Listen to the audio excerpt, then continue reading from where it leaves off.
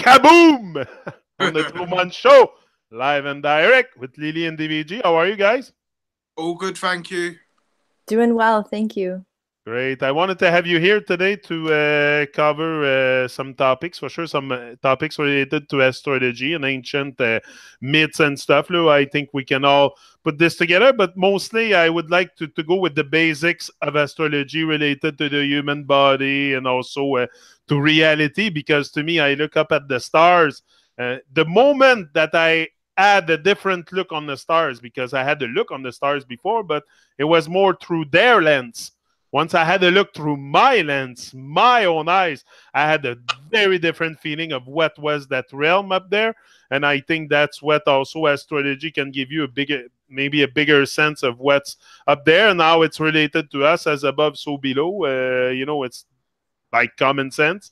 And I think we have possibility to create some kind of ascension here with your soul, to put, like I say often, put your DNA on fire so you end up in the realm of stars. Like you gotta have some speed, some momentum here with your life, and then you create that spin and that stuff within you, and then you make your DNA spin, spin, spin, spin, spin, and then you end up shooting it in the upper realm. I don't know. It's something I think it's possible, but I would like you guys maybe to start with the signs, the relation to us and everything. So, Lily or DVG, if you want to take the role and be the teacher today. Yeah. Lily, I'll let you lead the line and then I can add to it if you want. It's up to you, I don't mind. Well, that sounds fine. What I was going to say immediately following that, was that it just made me think a lot about Aleister Crowley and how he talks about how we're becoming stars, right? There's this whole thing about how we're that's what we're doing here, is becoming a star. And it reminds me of the Merkaba meditation, which is all based on stars and working on actually getting those star tetrahedrons moving and spinning, right? So you're definitely on to something there with that line of reasoning that you just put forward. I don't know. Makes sense that we have to, anyway, this journey here on Earth is not for watching TV. I don't think so. I think there's something greater than watching TV, and probably create a great, great life with with your DNA on fire, and that you take on your responsibility and you respond to higher and divine calling. Like, what else can it be here? What else do we have to do? Anyway, be evil. That's the other option. That's not the option I'm taking. Or be dense, Yeah. Be too materialistic. Yeah, that's it. Have the materialistic mind and lose your soul in the process. No, I prefer to really create something living soul, and maybe I can exit this realm one day. It's like what you just said, Yannick. Like, instead of losing our soul, we're trying to progress our soul and try and make it better every time we come to this physical plane, and try and improve so we can get to that higher realm you're talking about. It makes sense that we've been here, I think, for some time. I have that kind of feeling that I've been here for a long time, and that, I'm evolving because I'm starting to embrace love. So you're going to evolve.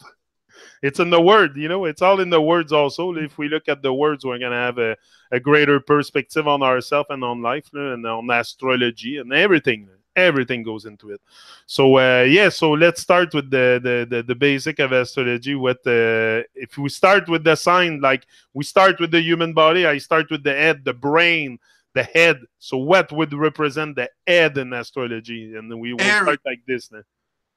Aries represents the head, basically, which is in relation to the magnetic field and the Earth. It's the 0 point. It's where balance is. So it's basically the explosion, the beginning, the start. That's why Aries is a fire sign, because it's the spring. It's the springing of the start of the cycle, basically. This is what Aries represents. That's why a lot of people think that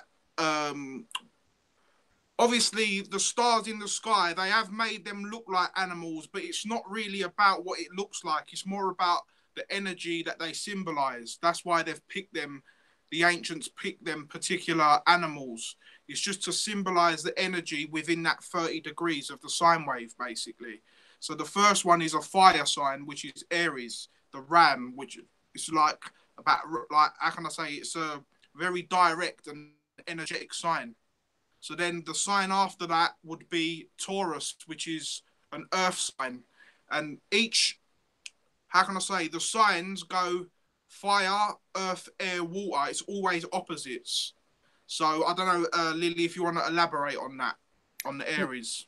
Yeah, Aries is the place where we break through the event horizon, just like you said. You know, it's like that burst into being. It's it's the initial light that breaks through the event horizon, and it has to do with our identity. It has to do with our sort of like our gusto. You know, like our going power.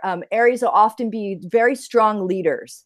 You know, leadership is a great quality of Aries, and I've noticed that the Aries also want to include people in that leadership plan. You know, they try to like pick up all the people around them and like help them to like get on path towards the plan, right? But you know, a downside of Aries can be that it starts with this very strong energy, but they don't always have the finishing power. So Aries will often need, you know, somebody else to help scaffold the finishing parts, right? You know, so but Aries is right where we break through, and it's very idea centered, identity centered. It's a very strong, combative almost sign. It's ruled by Mars, right? Like Mars is the domicile of Mars. So, you know, but it's like breaking into being. We need that sword in order to do that. And do you think that the stars feed on the energy of the sun just like we do? Like, do you think the stuff in the upper realm, like the in the sky, feed on the energy of the sun? Like when the sun goes around the constellation, like do they absorb the energy of the sun, and then it gives them, like, I think that's the sun gives life to pretty much everything in the air, no? Definitely, because I was actually reading Tetrabiblios by Claudius Ptolemy this week, and he was saying that how in particular constellations you have like particular stars, like in the sky there's like 4 red stars, if I'm not mistaken, along with Mars. So like in Scorpio you have a star called Antares. Yeah, and in that book Claudius Ptolemy was saying that that star is like almost as strong as Mars, but it's not a planet. So when the sun is conjuncting with these particular signs, it does give a stronger energy or a more direct energy of some sort. So definitely it does influence us in some way.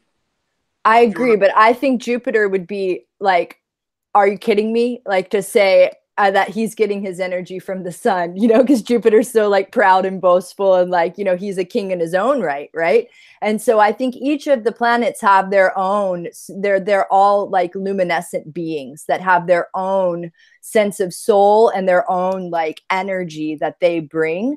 But I do agree that when the sun comes near, that it enhances and brings out that energy in our experience, right? Because the sun is our etheric body. It's like our soul container. And so it's our vitality and our identity, and these sorts of things get really like our awareness of the influence of that planet is increased by the sun being near it.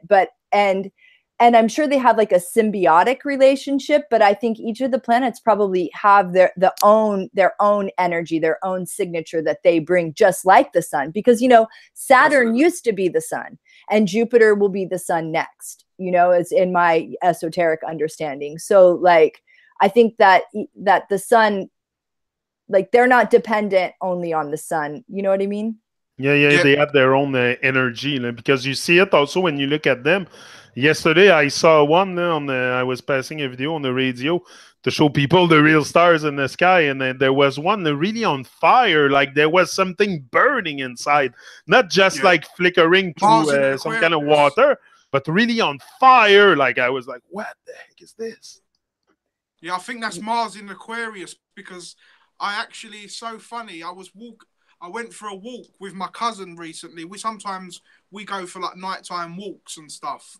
And obviously with me being who I am, I'm always looking up, and I just noticed this red thing like really stand out. And then I got my app out and whatever, and then I remember Santos saying that if you look at the stars at night time, you will see Mars in Aquarius, and that's what it was. So I think that's what you probably see, Yannick. It's maybe what I've seen, but I see something. I seen something like really on fire, man. It was so beautiful. It was like a crystal shape, like weird shape, but like really the glowing fire in there. And I'm like, this is me after life. I don't know if we have but I think it's not there for it's there for us to have a reflection on it for sure and to make great sense of it. But yeah, there are stars, man, that are so magnificent beings, light beings, or there is something alive with them also because they move and all that stuff. So yeah. So like where you're coming from with that perspective of us like going back to a sort of a star realm, like and I don't know a whole lot about this, but I did read recently in the theosophical literature that is the understanding, that we each have a star that is like our home, and that we, you know, descend down into materialism, but that eventually that we do return back to that star, and we go up and back a few times, but that, you know, we do have a star abode that is unique and individual. You know, like we might be in a cluster, you know, with our soul groups and things, but that we do have a star that we go back to. Yeah, that's probably why we have a body, you know, the body is the bow and the arrow is the soul. The soul is the arrow. So you got to make sure your body is in great condition, that your bow is capable to shoot at depth. Like you want to make sure your body stay healthy and all that stuff and vibrant and you stay aligned so that you're capable to shoot yourself to upper realm. I don't know, but it's something that makes a bit of sense. I mean, I look at the stars and they're very alive, and no, I'm very inspired by the stars all the time. I don't really buy into all the explanation that I'm given about them. I just look with my eyes and I can see the magnificent stuff up there. And it's, woo, yeah. What you were just saying reminds me of a song lyric that Elijah's dad wrote that was like, feather the arrow of your mind and let it fly into the heart of the empty sky.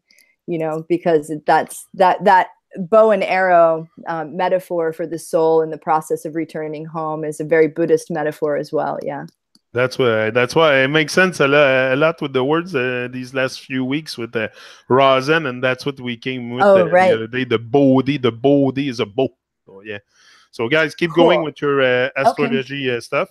Yeah. Going back to what you were saying, Yannick, about how like the planets are as powerful as like the sun and they're very strong as well. Well, obviously our 7 chakras and the 7 colors in the electromagnetic spectrum represent the 7 visible planets we see. So in like the esoteric occult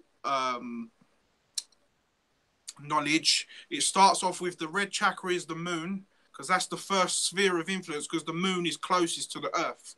And also it goes in order of the cycles of how long their orbits are. So you've got moon, which is 30 days. And then you've got Mercury, which is 88 days. That's the orange chakra. Then you've got Venus, which is 225 days, the yellow chakra.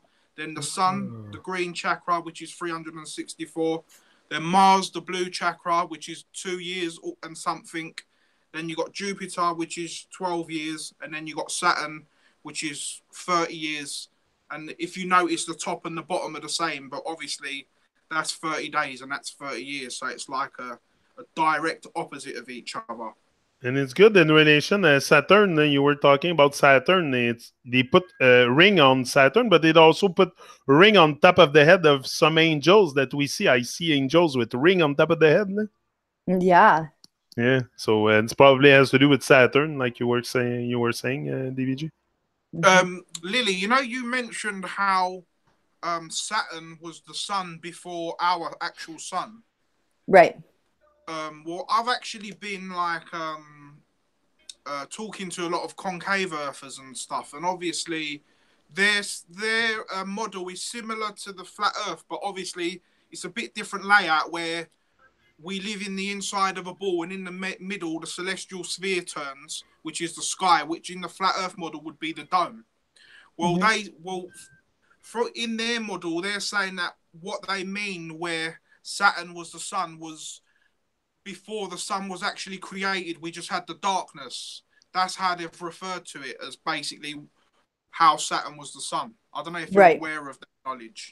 I wasn't aware of the connection there, but I am aware that it was darkness. And it was warmth that we were seeking. You know, that was the craving was for warmth at that time. Saturn's very cold, right? And exactly. I mean, you notice even in all the mythology that there is a section like the Norse myths and the Egyptian myths. Everything has like you know, an old sun and then a new sun. You know, like the sun gets something happens to the old sun, and then there's another one. You know, like in many of the mythology series. Yeah, because in the Bible, the sun's created on the 4th day. Because then you think, how can there be a 4th day? But the sun's not even created. But I think that's what it's alluding to. It was just darkness, and then it was created. And then the luminaries were created, and etc. and etc. So yeah, it's just adding to that point basically. There's something I wonder with astrology and why it's not represented in it. I see your dog on the couch. She seems to be very relaxed there. I just seen her. Why don't we have a dog in the sign? Like we all love dogs and appreciate love their presence with us. So why is it not represented in astrology, or is it? It is, but not in the main constellations, if I'm not mistaken, because you have Sirius. Yeah, Sirius, which is the dog star, yeah. Ah, okay, the dog star. But okay, there's one. I have one idea why I think probably it's not part of the star lore of the luminescent bodies is because the dog is considered, so Hecate is sort of the liminal force in between the astral realm and the physical realm in the old Chaldean system. And that's where like the star lore, like that's like where we can go back to trace that. And like she has dogs are associated with her, and they're like the growling dogs that are like let a sign that things are coming into materialism. So the dogs, like you see in Dracula, you know, that movie, Bram Stoker's Dracula, how the wolves run with the carts, you know, like he's in charge of the wolves. And that kind of goes back to Hecate. So it's like, even though Hecate like factors forward as being sort of a dark force, she's not really. It's more about like coming into materialism. So the barking dogs are like the sign that things are getting dense and material. Like that's, you know, so the dogs wouldn't be part of the luminescent realms, you know, like, because that would be spiritual, you know, so the dogs would be earthly. That's Lily, what I think. So interesting you say that, because do you know, when I look at old like cosmology pictures, you know, like you see like the Yggdrasil tree of the Norse, and you've got all these old things. Well, I remember you know, they have all these like worlds coming off the Midgard. Well, I remember in this one like subterranean world, it had pictures of like all these like barking dogs and stuff like that. So it really goes with what you're saying about it's more of an underground, it represents more of a denser kind of reality. And it's interesting you brought it up, because I've seen that before as well. That's why you say you're the underdog. Yep. Exactly. And like, that's why dogs are man's best friend, because they can protect us from going too dense, right? Like, I mean, you know, like there's like, it's not like the dogs are bad, but they're warning us. And so there's a thing like in theurgy or in magic, like if you hear a dog bark, that means your spell's working. Like, you know, like the dogs will give you the sign that psychic energy is, you know, proliferating, you know. It's a very interesting stuff. But that's why I think that there's not a dog as far as this, you know, the ecliptic goes, because that would be counterintuitive. Because Yannick as well, there are other stars and constellations, but they're just not in the ecliptic where the sun goes round. There's 88 constellations, if I'm not mistaken, Lily. It sounds about right. Yeah, I think so. Actually, I have a constellation book up there. Yeah. You know, but the dog Sirius was really important to Artemis, you know, and so that the Sirius dog star is very important star, right? Like it's part of it goes with the whole like Egyptian mythology, you know, and when the Sirius star was rising, they knew that the lands were about to flood. Like it signifies the trends, like the moving into the Lion's Gate, right? Like that's like the fixed sign of Leo, where, you know, we're beginning to like take on the warrior stance for going through the event, going through Libra, right? So like the dog is important, it's not that it's not Yeah, important. it's not an Nazard also just a coincidence that it's an anagram for God. Like you either live godly or you live like a dog. And dog, I think comes in different shapes, size, species, and it's not just referred to the canine animal. There's dogs everywhere, so it's either you live like a dog or you live like a god. Right. just Yeah. just to add on to that, you were saying about the dog and God thing. I actually remember watching a really old show of Santos, and he explained about this because this is where the Dogon tribe. Oh yeah. They like revere the star Sirius a lot, and if you've obviously Dogon dog, it's very similar. But also this star, the reason why it's important is because it's in like some kind of binary with our sun. They're kind of got like a relationship, and when they come closer to each other, this is when it gets nearer to the golden age, and when they're further apart, this is when the consciousness falls. So that's why the ancients revered it very much. Huh. Interesting. I don't know if you was aware of that, Lily. No, I wasn't. I mean, I knew the connection with the Dogon tribe because that's all from the ancient secret of the flower of life, but I wasn't aware of the binary relationship and that the signification of the golden age. That's cool. And that makes sense because it's I'm going to be a total book nerd, but isn't it called like transliteration or something when something's spelled forwards and backwards, and just the mirror image of those two, right? So if you think about like mirror image, like the, above and below, and you've got the two, dog and God, that's a perfect transliteration. So if those two come back into alignment and then that's the golden age, that is really cool. Definitely. Yeah. You've by me bringing that up, it sparked your mind to come up with something. Do you get what I mean? So yeah, this totally. is why I love these shows. Yeah, totally. Like I see the picture, right? Yeah. And also, you were talking about serious, and you said it's very important, but what's very important is also always very serious. So That's serious, it's kind of close together, same word. So yeah, it must be a very serious star, the dog star. Yeah. Also, totally. A lot of the countries get their names from the stars as well, like Syria. Yeah. And I think is Russia? I think it gets it from Ursa Major or one of the Ursas, if I'm not mistaken. And America gets its name from a star in the. One second, I'm just going to get the book. Okay. Carry on, guys. I'm just going to get the book. And I think every sign has its place also within the seasons. Like we always see the same signs within the same season. They don't change. Like you won't see Gemini in December. Like no. And when we say it's the Gemini month, is it because the sun is in that sign at that moment? Is that why we say, okay, it's Gemini now? It's like we're in the month of June and the sun isn't aligned with that constellation? How do they? It's that not type of thing that I don't know. I can't see it. I can't like. How do they determine that? Do you want to explain? Well, do you want to finish what you were saying about the book, and then we can kind of talk about alignments and the progression of the equinox? Okay, 1 second. I'm just gonna find it's 10. Because this is the basics also that I'm sure I'm not the only one lost in this. Yeah. I think I've got it here, right? It's called The Star of America. This is from, the book Hierarchy. I mentioned it to you before. Mm-hmm. Yeah, so let me read it to you. It says, The Star of America. It says, it may seem a strange diversion when researching Jerusalem at the time of Jesus, but the origin of the name America is an important byproduct of our researches. We believe that one of the problems of traditional historical research is that experts have looked at individual packets of history as though certain significant sets of circumstances just arrive at a given date for us to label and observe. Increasingly, serious investigators are appreciating that there are unexpected and powerful connections between all kinds of events and previously seen and unrelated.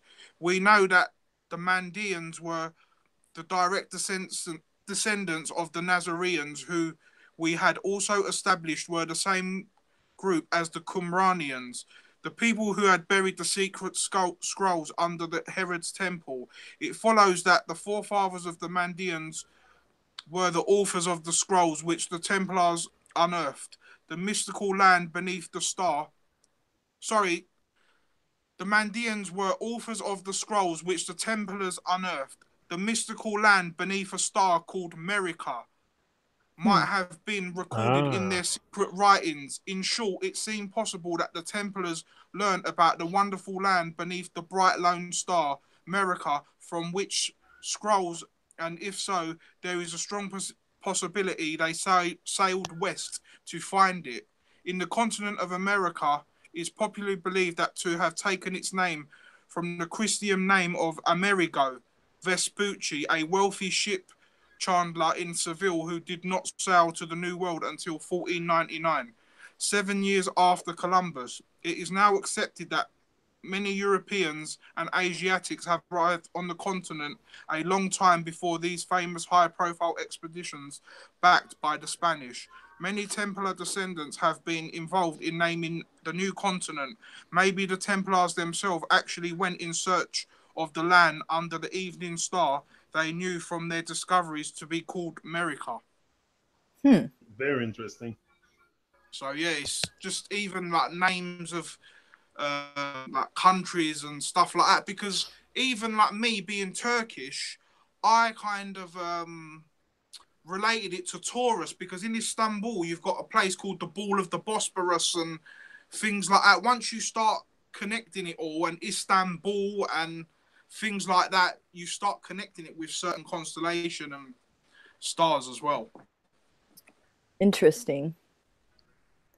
But yeah, it's making me think of the 7 root races, but I don't know a whole lot about that yet. So, yeah. You know, but like there's probably some connection. Interesting.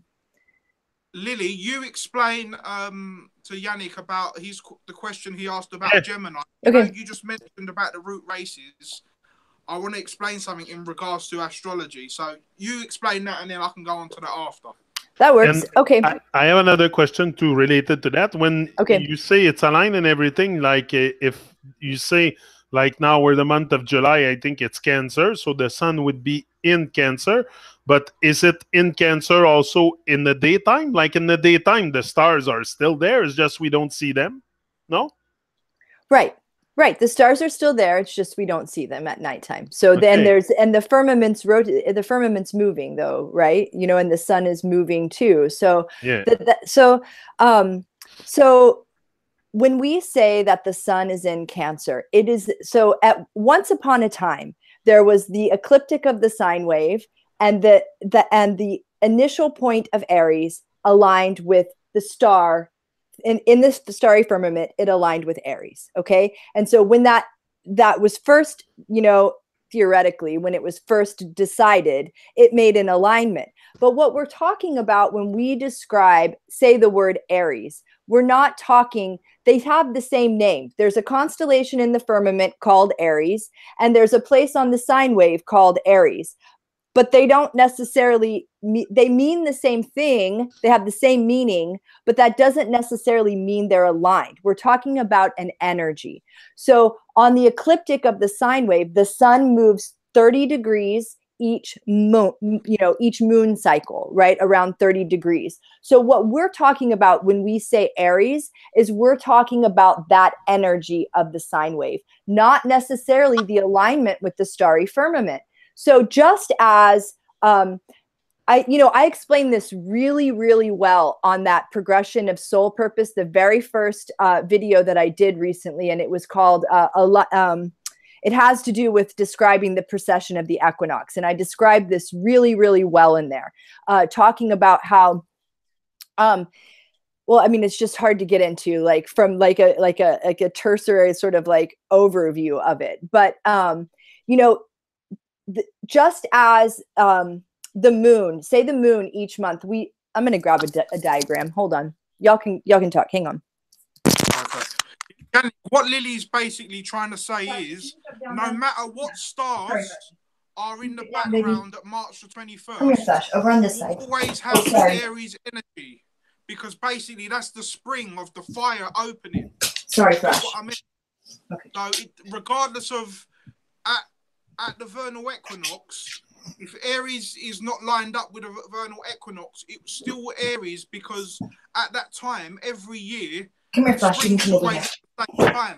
So it's the Aries energy. It doesn't. The stars of Aries necessarily doesn't have to be. I don't know if you can get that, but I'll let Lily finish. Okay, so each month, can you guys see that? Yep. This diagram here. Okay, so each month the moon makes a new moon.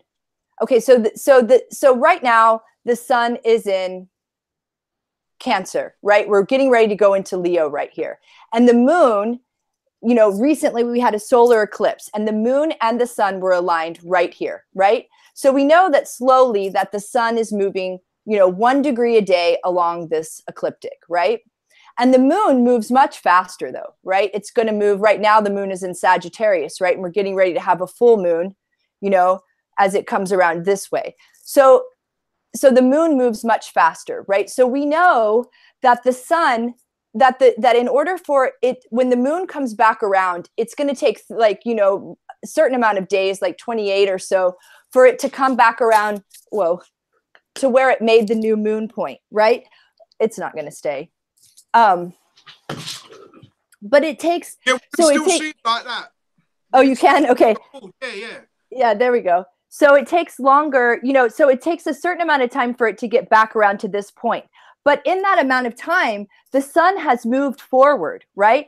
So where we recently had the new moon, right? When we come back around to the next eclipse that we're getting ready to have, when there's another new moon, we know that that first eclipse was in Cancer, right? But the next eclipse is going to be in Leo. So the sun has moved further, but the time that it takes for the moon to get back to the original spot, you know, it takes a little more time for it to make the new moon, okay? So that's called a nutation, okay? That amount of time, that's the nutation. So it's like this extra amount of time that it takes, okay, for it to get there. So at the same time that the sun makes this progression, the moon makes this progression, every planet goes along this, right? Well, the starry firmament also slowly, very slowly makes this same cycle, right? So that cycle for the starry firmament, what is it, 26,000 years? Is that what it is? Yeah. 2,180 years per age. Right. So the moon does it in 28 to 30 days, right? But the sun does it in basically 365 days. Okay. So say the alignment is right here. Okay. So 1 year, the sun goes, you know, the starry firmament, say, is like at Aries point right here, the very beginning of Aries. And then, you know, the sun makes its 365-day motion just like the moon, right? It's faster than the starry firmament. Well, when it gets back here, it's gonna, like, the starry firmament has moved just a little bit, right? So in order for it to get back to that new point, it needs a little bit more. It needs that nutation amount. But we don't allow that nutation amount because we can't. Because if we did, the seasons would slip and we'd be having, you know, June and it would be freezing outside in the North America, right? So we don't allow that nutation, right? And so that, but the difference, you know, so instead what we do is we move the epoch, okay? So when the sun will get back here at you know, the starry firmament has moved a little bit, but we aren't allowed to allow that nutation. So that's called a slippage, or the precession of the equinox. And right. And so next year, you know, so right now it's making, when the sun gets to this ingress point at Aries point at the beginning of the sine wave, it's Pisces, right? But very soon it will be Aquarius, right? So, and the other thing about this is that it appears to move backwards. It doesn't actually move backwards, but it appears to, because, you know, this wave, you know, of the firmament it's slipping forwards. And so because we can't do the nutation, we're doing it just a little bit further back each time because it's moving forwards this way, you know? And if we could do the nutation, well, then the new year would happen here, right? Like it would happen further up on the wave. But because we can't allow that nutation time, like it appeared, you know, like it made the ingress here and this is moved this way and the next year it makes it here. So it's moving backwards just a little bit. So yeah, go ahead. Sorry, carry on, Lily, carry on. Well, I was just going to wrap it up by saying that, you know, so although like there are a couple of different ways, so it's pretty complex problem, right? It's a complex issue. And so there are a couple of different ways of working around it. So in tropical, we don't allow that nutation. And that's where the precession of the equinox is how we get scientific around what we're going to do and solve the problem, right? But in Vedic astrology, they take a different approach. But like, no matter what the approach, the answer that ends up that they come up with is correct, right? Like both systems come up with the correct answer. It's just how they arrive at the answer is a little bit different. And it's because of this slippage, right? Like this slippage is very complex, right? And so when we say that the sun is in Cancer, that means that the sun is in Cancer on the ecliptic of the year. But right now the alignment is more in Gemini. Like the constellation behind it in the firmament is in Gemini because of the alignment has slipped, right? Okay, that's it. Yeah. Go ahead. Yeah, basically, Yannick, what Lily is trying to say is, you see how like each part of, you see that basically what it means when the sun is in Aries is just it's in a particular portion of the sky. See that, Lily, if you can point to it. In Aries? Aries. Yeah. So when the sun's there, it's in Aries, but in the background, it doesn't necessarily mean Aries is there. It's just in that, when the sun's in that portion of the sky, it's going to create the energy of Aries. Okay, I get it now. Yeah. So when the sun gets to the portion of Gemini, it creates the Gemini energy, but it doesn't necessarily mean Gemini is going to be, the sun's going to be in Gemini. It's just in front of it. Then, yeah. Do you get what I mean? It's just when the sun is in that portion of the sky at that particular year, it brings out the energy of Gemini mixed with whatever's in the background of it. There's the key. So it mixes, right? So what we do is say that we are making the Aries energy in a Pisces flavor. You know, because we know that the Pisces is in the background, but we are making the impulse to being with a Pisces, you know, costume on, you know, so like we dress up like, you know, it's dressed up like Pisces, or it has the flavor of Pisces. It's all about energy, if I understand what you're saying. It's about the energy created by the phenomenon. Exactly. It's definitely. So it's just when the sun is on a particular part of the ecliptic, it creates a particular energy. But then depending on what's in the backdrop, it will then add to that energy, and it will make it's like chemistry. It will mix together and create its unique energy, basically. Exactly, which is why we know that like epochs of consciousness, that's how they have different flavors and meanings, because the way that we're coming into being is, you know, a different flavor. Like we're coming into being with a Cancer flavor. So we're coming into being wanting to nurture, to go back to a whole, to like take care of our families, like these kinds of things. Or we're coming into being as a Pisces. We're coming into being as an imaginary sense, you know, as like transcendent imagination, maybe a little gullible, like all the Pisces traits, right? Like doing Aries that way. Which is like oh, sorry. Go ahead. I'll say, like, for instance, with me, I'm a Scorpio, yeah? But I don't mean to confuse you, Yannick, but I'm just trying to explain what Lily was saying about tropical and sidereal. When I was born, the sun was physically in 2 degrees of Scorpio. But so, like, physically, if you looked up when I was born, the sun was 2 degrees in Scorpio. But tropically, it was 26 degrees. it was further down in. So basically, this 23.5, it's like the slippage. It's like that relates to, like, you know, in the heliocentric model of the tilt of the Earth. It's like that 23.5. So that would degree. be the slippage that she's talking Yes, about. yes, basically. But I would encourage people, like, that's super, like the way I presented it was on the spot and somewhat confusing. And I do approach this with a much better diagram, like the exact same thing in a very systematic way on that video that I mentioned that I did recently. And I think it's a really good presentation and understanding of how the slippage works and the precession of the equinox. And also it's definitely from a geocentric perspective. Like, you know, like, it's taking flat Earth as an assumption to move forward. You know, it doesn't, there's no tilt or anything, but I understand what you're saying. Yeah. Yeah. But just to elaborate, just to kind of correct that for what you're saying about how it relates to the geocentric model, which is what I subscribe to as well. Well, the sun takes 365 days and the sky takes 360. So that's also where the slippage kind of comes in as well, where the firmament turns 360 degrees, 360, and the sun's 365. So I think that's also where the slippage comes into place. Interesting.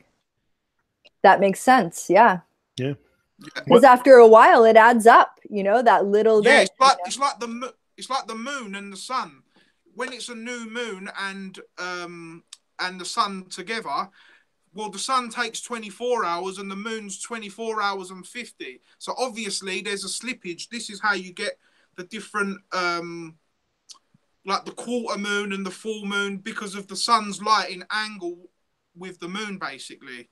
So even the sun and the moon's cycles together can display this kind of precession, if that makes sense. It does. And those stars have to be pretty close. Also, if we can zoom in to them with a camera, if you can bring them into zoom with a camera, that means they're pretty close. Huh? They're not that far, like they say it is. It's another thing. That's hard for us to say, really. But yeah, I would say that they're probably a lot more local. Well, the planets are more local because the planets are not actually in the firmament where the stars are. They're outside of the firmament, basically. Only the fixed stars are inside the firmament. The planets have their separate spheres that they got, torus fields that they go around in outside of the firmament. Oh, interesting. Yeah. That's what they're like called, the free roamers or something. What is the word that they... Cosmocrators as well. Santos always says they're called the Cosmocrators or the demigods, or yeah, they're basically like the 7 vibrations of, like I was talking about earlier, the 7 colors of the electromagnetic spectrum. And there's something we hear a lot too, is that the sun would be a projection and stuff like that. And also I heard about the black sun. Maybe you can tell me about that a little bit more. And is the sun a projection? To me, if it's sometime I kind of subscribe to that idea, and sometimes not, because I look at the moon after, and the moon doesn't look really like a projection. Looks like a luminary up there, just like the sun looks like a luminaries. But why also can't we, with a plane, chase them in the sky and get to them? Like all this is very... yeah. So especially the black sun, I would like to hear you about the black sun and the eclipse and the phenomenon that we can observe. Well, with basically the black sun, like I said earlier, there's many different interpretations of what the black sun is, like depending on which model.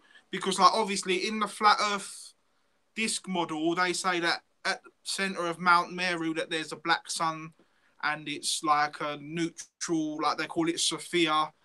But in the concave model, the black sun just literally means the sky, basically. So again, it just depends on your outlook of your model you subscribe to and what you think it is. But in terms of the eclipse, from what I understand, basically the eclipse happens is when the sun and moon are conjunct at the nodes of their ecliptics, basically. This I've got actually. I drew it. I drew it so I can try and show you. 1 second. I'll try and show you.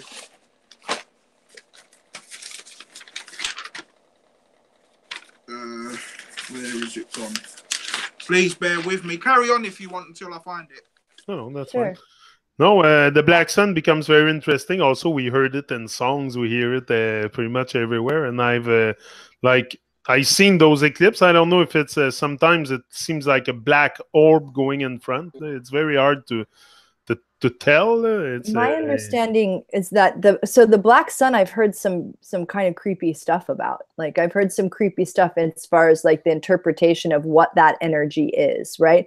And it reminds me of sort of the Persian dualism of the kingdom of light and the kingdom of darkness, and sort of Ahriman and this sort of black energy. Not meaning, I mean, it's so hard in our current mentality with race wars, etc. But let's go outside of that. Like we have to just graduate from that sort of thinking. That's not the way that I'm coming at this, but I just have heard this, this black sun being like sort of a dark energy. And so that there would be different energies vying sort of for our soul progress, right? And that the darker energies would be wanting us to be trapped in these bodies and be trapped in this experience of having to take birth and death on the earth. Whereas the forces of light are vying for us to transcend this material realm and make it to the Jupiter incarnation. And so the idea of the black sun being more like that. As far as the eclipses go, my understanding is that what we're seeing is the node come in front of the sun, or the node come in front of the moon. So basically what you're seeing is sort of a rip in the fabric of manifestation. So you're sort of seeing that rip, like where it's not like like it kind of comes apart. It starts to go out, and you're seeing that opening on either side, like the in-breath and the out-breath, kind of like the opening on the top of our head and the opening at the secret place in the bottom, like where energy goes in and out. You're seeing that in physicality come in front of the sun and the moon. And so with the north node, you have the in-breath, which is related to, because that's the incoming energy. And that's an energy where you're sort of raising the will, right? The in-breath is always you're breathing in, you're getting the focus, you're like efforting to be mindful, this sort of raising the will around the north node. And the south node is the exhale or the out breath. And so that's more about receiving. It's more about grace, and it's more, you're not really in control of that. It's more about letting go and letting God. And so, we recently had a solar eclipse that was a north node solar eclipse in Cancer. So that would be more about raising the will of the Cancer-like qualities, right? And it's an imprint that lasts about anywhere from 3 to 6 months on average. Whereas the lunar eclipse that we're coming into is more going to be showing us. And so one is the sun and one is the moon, right? Too. So that makes a difference. But the lunar eclipse is more about the south node. So it will be more about this receiving aspect. And it's not as much like us raising the will as us witnessing what we're receiving, right? And then again, there'll be another north node eclipse in Leo that will again be about focusing the will, but this time it'll be more about being more Leo qualities, right?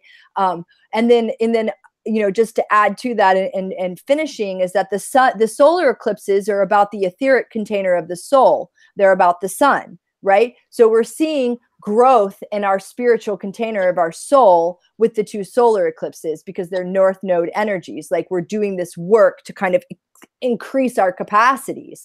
But in the lunar eclipse, it's more about the astral realm. And the astral realm can always be a little bit dicey, because we do have those 2 energies vying for our progress, and they use our emotions in order to do that. So the lunar eclipse is about the astral body. And and we've got like sort of these 2 tendencies, and, we'll be seeing sort of this area of vulnerability where we're receiving information. And the question is, who are we receiving that information from, those downloads, and sort of Mars is there defending that spot, etc. So And that's sort of, it's good that they send energy and everything, but who is to receive that energy also? Like to receive that energy coming from the upper realm, do you have to be yourself in tune like a radio receiver? Because you were talking about receivers also. Like, do you have to be in tune with the frequency to feel the energy, or is everyone on earth receiving the energy when this phenomenon happened in the sky? everyone receives it, but do you work with it? Do you use skillful means of like meditative practices, and like do you have the skillful means of the magician to work with it, or Yeah, is it just batting you around and like slamming you into walls, and like, you know, you're just unconscious, and so it's like you're bumping up against everything in relation to it. So like, you know, if we don't have that view, if we're not able to pull back and like examine the container of our mind from a place of stillness and sort of get that perspective of the watcher in order to watch our thoughts, then it's pretty hard to recognize what thoughts align with what energies, right? Like that's a big point of meditation, is to kind of get this gap, to realize that we're not our thoughts. Like our thoughts our thoughts are not necessarily good. Just because we think it and believe it does not mean it's helping us, you know? And so like, you know, like we are a product of our thoughts, but you know, we have to like kind of sort out those thoughts, you know? Yeah. So, Did we ever had an original thought? yeah, That's I a good doubt it. question. Yeah. That's it. I doubt it. Because the programming, the ABC 1 2 3, that's where the thoughts come from, and I've been taught the language and everything. So it's not an idea I had to speak French one day or to make a French language. I've been taught to speak French, English, and all that stuff. So is the idea come from me? Have you ever had an original idea? It's very when you go deep into your own programming, that's what you realize that everything I think is come with words. I haven't made up the words. It's not my idea, those words. Like, that's where I'm going. Yeah, Yannick. Can you hear me, brother? Yeah. Yeah, you know, can you see this? Can you see Yes. this? Yes. Right. I don't know if I'll try and explain it. Well, you see, there's this, like, kind of, this circle going round is the sun's circuit, and the circuit going up, basically. And up here, where they cross, are the nodes. And this is why there's an eclipse, because it's like their ecliptics are kind of coming together to each other out. So that's how you get an eclipse, basically, is when the ecliptics kind of join together. And at the south node, it goes 5 degrees declination of the sun, and from the north node, it goes 5 degrees above, basically. And this is where you get the north and south node, and how they can basically predict eclipse, because also if you look at the moon and the sun, like you're saying, the drawing, the moon has very cold light, the sun very hot light. So can they come very, very close to each other? Like one would melt the other or something? I don't know. The moon is cold and the sun is very hot. So can they come close to that eclipse? Really, I think they would melt, the sun would melt the moon. Well, no. Well, every time there's a new moon, the sun and the moon are actually in the same degree. They're conjunct. Okay. That's why you can't see the moon, because the light of the sun is overpowering the moon. But as it moves slightly, that's why you start getting a crescent, because it's slowly moving away from the sun, and you start to see it again. This is how you get the different phases of the moon, basically. And that's why you can tell we don't live on a globe, because if that was the case, we would have an eclipse every month, but we don't. So it's just the sun's light blocking out the moon when they're conjunct. And obviously, when they're opposite, it illuminates the moon to have a full moon. Well, it's not. Is it that we would have an eclipse every month, or is it more that that we wouldn't be able to see the eclipse if? Yeah. You know, it's like we wouldn't be able to see when there is this special phenomenon of this new moon happening within proximity to the node. Like if it was just if it was just the common understanding of of heliocentric astrology or astronomy right now, then we wouldn't be able to see an eclipse. But the fact that we can see something happening out of the ordinary tells us that the model that science is working with is not correct. Isn't that what Santos is saying? Yeah, exactly. Definitely. Yeah, definitely. Because you have a new moon every month and you can't see the moon when the sun is, because the moon is behind the beams of the sun. So why on an eclipse can you see, is it different, right? Exactly. Yeah. And also that's why we can't see the stars during the day, because the sun's light is so bright, you can't see what's behind there. Do you get what I'm saying? That's the whole point of tropical, means to do like with concentrating on the sun, which is the daytime, and the sidereal, cider means stars, which is nighttime. So there's the two different systems, the tropical and the sidereal, basically. So one's to do with actually looking at the stars, and one's to do with the energy that the sun gives when it's in a particular portion of the sky. Right. And I also feel called to say that I may not have done Santos's theory justice right there, and that I would encourage people to watch and look at what he's actually put out there on it. What I do understand is that what I feel like I understand that he's saying is that what I'm seeing when I see a solar eclipse is that I'm seeing the node in front of, and not the moon, because you wouldn't be able to see the moon because the moon is beneath the beams. Right. And just the phenomenon of the node being close enough isn't enough for you to suddenly be able to see the moon, you know?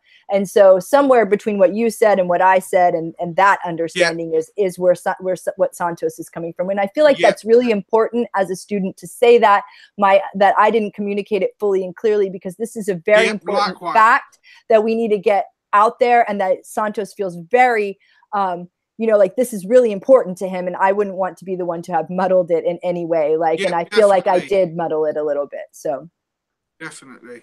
Yeah, I agree. Basically, just anything that we refer to, we just kind of going on from what we can remember, rather than it'd be best to check his videos, because obviously with researching, so know it all, but sometimes the details slip from you. But from my basic understanding, what causes eclipse is the nodes, basically the south node and the north node. The north node causes a solar eclipse, and the south node causes a lunar eclipse. Well, if that's where the sun and the moon are at the time of the eclipses, right? Like, is it all, I don't know that it's always that way. Like, because there can be a north node solar eclipse and there can be a south node solar eclipse. It just so happens right now where our nodes are and where the eclipses are happening. You know, the nodes are on an 18-year cycle, right? So the nodes move around. Yep. So right now we're having eclipses, you know, in Leo and you know, and in those areas in Leo and Aquarius, when the sun and the moon are in either of those spots. But as the nodes move, you know, the eclipses cycles will also move. So I think you can have both. I think you can have a north node or a south node solar eclipse. It just so happens that right now we're having solar eclipses. But was there a solar eclipse in February? I'm not sure, if I'm being honest, Lily. Yeah, I know there were lunar ones. I think that there were. I think we have two eclipse cycles per year, you know, and it depends which, you know, we'll have them near the north node and near the south node.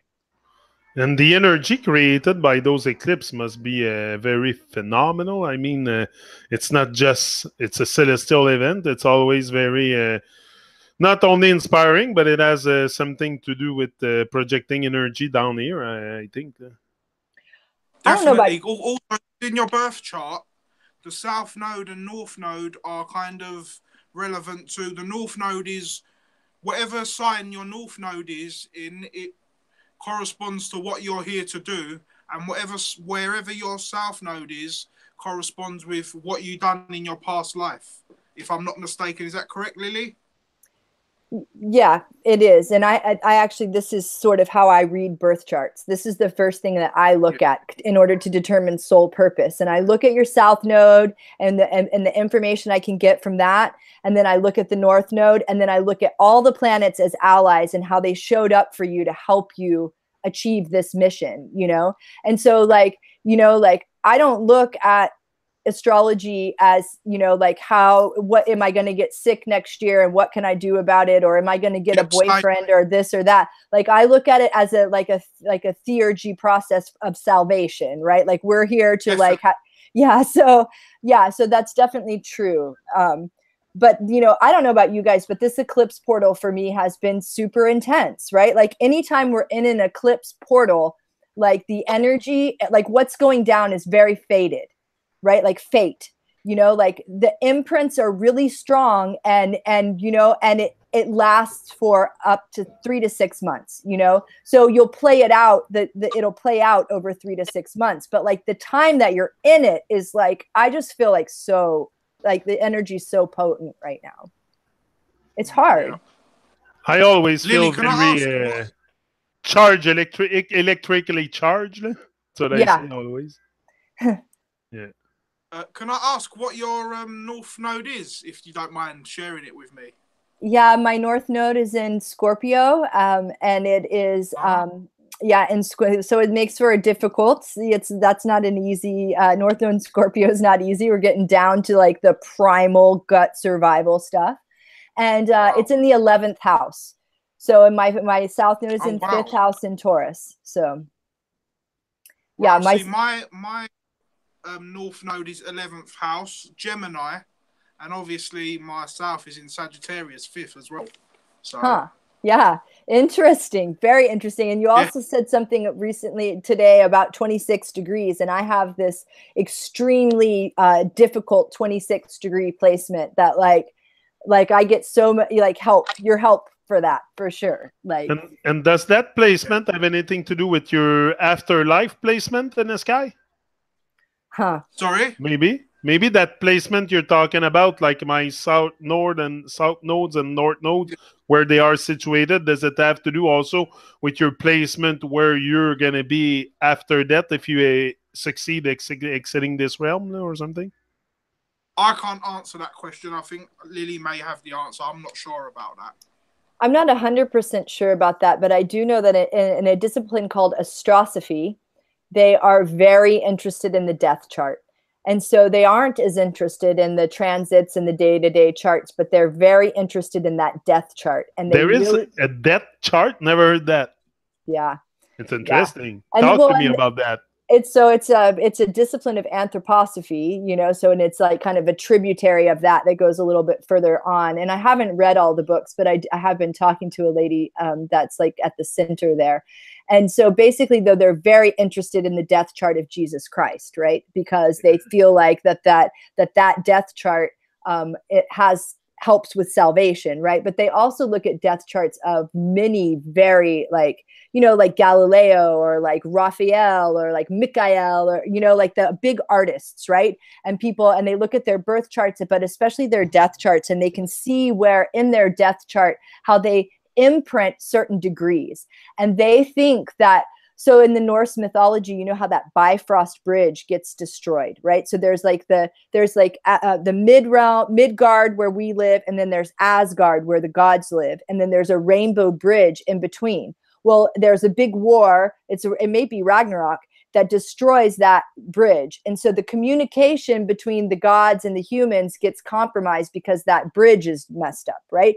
So they think that the stars are not as able to communicate with us as they used to be, but that we leave our imprints to kind of build that bridge back up, right? In a way. And so like, you know, so like a great artist making a major masterpiece and then dying with this birth chart, this death chart, will leave the imprint in the stars of that masterpiece as part of the bridge that creates that communication realm back.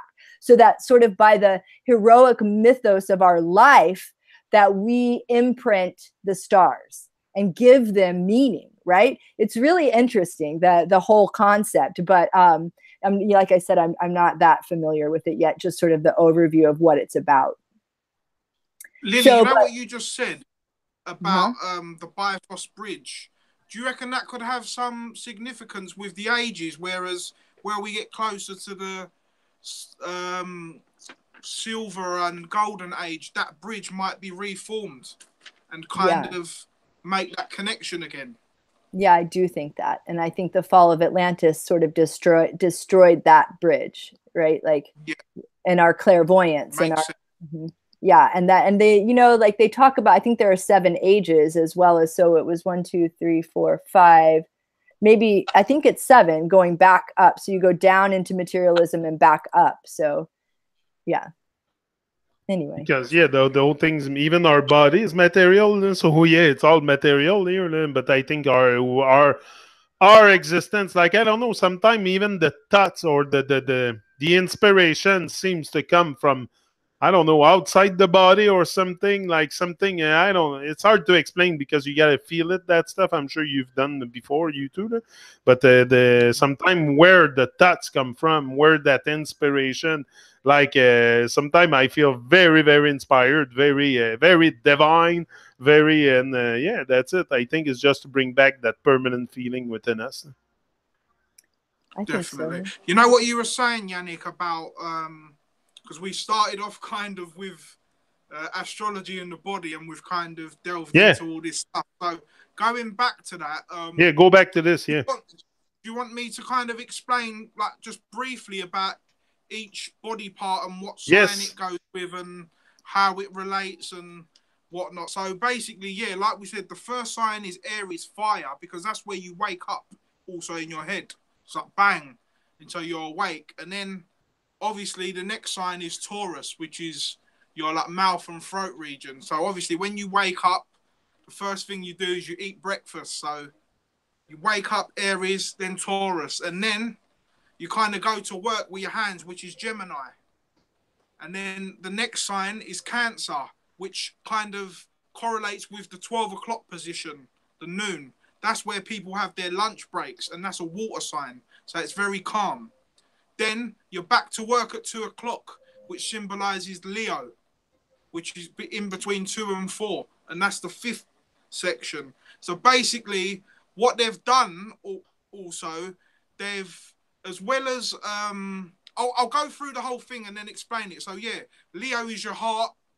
Then you got Virgo, which is your stomach. And then kidneys, Libra is your kidneys. And then obviously you got Scorpio, which is the sacral area. Sagittarius, which is your thighs. Capricorn, which is your kneecaps. Aquarius, which are your shins. And then you got Pisces, which are the 2 feet. And basically what it kind of shows is how these energies and signs show like our daily cycle as well of how we go around doing things. So like I said, we wake up in the head, Aries. We eat our food, Taurus. We go to work with our hands, Gemini. We relax our lunch break, Cancer. Then we get back to work, fire energy, Leo. Then after Leo, we have Virgo, which again, you have another break at work sometimes in the afternoon. And then Libra, which is the scales. That's where you finish work at 6 o'clock. So again, even the signs and the ecliptic symbolize the cycle of your daily life, the year, the great year. It's like, it's explaining a cycle, basically. I don't know if you want to add to that, Lily. Everyone says life is a cycle. Mm-hmm.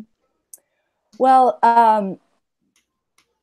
not I don't know. I mean, that was really pretty thorough, but I just noticed that, like, you know, like there's definitely like the body part correlation. This is how we do medical astrology, and you know, medical astrology is incredibly accurate, you know, and so you know, like just like that, you know, Cancer would be like, you know, sort of the chest region and the stomach, but and then like Virgo though is more of like the bowels, it's the digestion, right? Yeah, so just sort of that sort of little edit, and Sagittarius being the hips, right? Like the horse, or that, you know, like the hips. Yeah, and it's also your eyes as well, isn't it? Sagittarius is your eyes.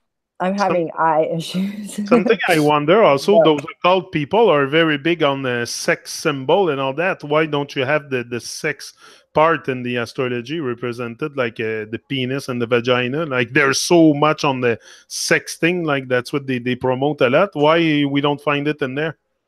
Well, we do. Scorpio. It's Scorpio. Mm-hmm. but at the same time, like, we're sublimating sexual desire and sexual energy at you know, is in the luminescent bodies, you know, like, you know, Scorpio is where we meet the twin flame, or the soul partner, right? Like on the ecliptic, when we, you know, like Scorpio is that idea, you know, of meeting that the holy guardian angel or whatever, like meeting the other side. But I do think that we are trying to sublimate sexual energy to some degree. Yeah. Yep. So Scorpio represents the sexual organs. It's in that part of the body. It's the red chakra, basically, and the orange chakra, the sacral and the root chakra. That's where Scorpio lies in the body. Because also, going quickly back to astrotheology, the reason why Jesus is born of a virgin is because when the Christ descends from your pineal gland and goes into your stomach, that's where it germinates the seed, and that's why Jesus is born of a virgin.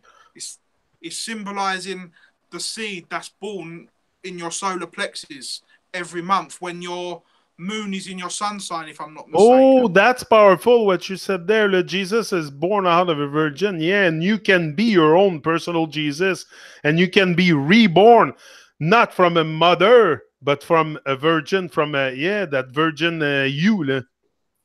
Yeah, definitely. Because basically, it's like what Lily was, you know, like we was talking about the whole sexual energy. Well, basically, your sexual energy comes from the top of your head and goes down to your sacral and root area. But obviously, if we don't squander that Christ oil, it comes back up to your pineal gland, and then it activates your pineal gland and it creates new blood cells. And this is why Jesus gets resurrected. Basically, it's all symbology to do with your body and astrology. So, like, it's a lot of people think it's literal of Jesus was born of a virgin. It's just all like biochemistry and astrology. Because I think we all need to be reborn in this world. We all need to be resurrected. Right. It's the Christ consciousness, raising that Christ consciousness energy, right? And because, I mean, Jesus, like, the Christ wasn't his real name, right? Even if we are talking about a person, his name was, you know, Jeshua or something. It wasn't, you know, it wasn't Christ, you know. And it's weird because the other day I was talking with Rosen. Also, you take the word Jesus and you just add the I in it, and it makes je suis, which is I am in French. Oh. Okay, and if you take also Jesus and you had I and a T, I think it makes Jesuits. The Jesuits order, which is Jesuit, you remove a few letters, and you have the je suis, the I am in there. Yeah, it makes sense because I am is Aries, and that's like the Christ consciousness at its highest point is in the head. So it kind of makes sense to what you're saying. Makes a lot of sense. Hey, guys, I'm going to have to let you go because I'm on the radio in a bit, in like 40-something minutes. So I'm DJing on the radio on byteradiouk.com. DJ TRU-MON. That's it. So tonight it's reggae night. So if you want to come and share the vibe with me, you're welcome. I play good music. Always, I try to keep it conscious, to keep it with good lyrics and great rhythms and stuff. And I thank you a lot for coming here again today. It was very, very intense for the hour and 15 minutes we had together. I've learned. That's the goal why I do these hangouts. It's to learn, not to be popular, but to learn. And so we all learn in the process. But thanks for having us, brother, again. I really appreciate it. I love connecting with you guys. I could sit here all day and talk. It's always an honor and a pleasure for sure to share these beautiful moments with you. You got to be in the moment because they go fast. Yeah, thanks for having me. So thanks, Eli, and thanks, DVG. Rob, I don't know. I think he's on a camping trip somewhere, so he couldn't join us. He probably will get back in touch with me someday. You know? Sending him good energy. That's it. Yeah, so likewise. Thanks, everyone in the chat. There was a few people in the chat. Let me just do a quick shout out. Flat Fred, Leslie, Red Squirrel, Whisperer, Flatlander, Montgomery, Flat Fred, I said, Nasir, Rise and Shine, Babylon is Babylon in a bit. Yeah. Rise and shine Babylon in a bit. Nasir, give the link, bro. Leslie, love. Leslie, yeah, for sure. Leslie, la belle Leslie, sans oublier la belle Leslie. So thank you very much. And I see you again very soon.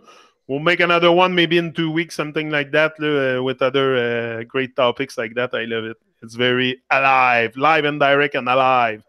Love you guys. Definitely. We're Bye. up. See ya. Peace.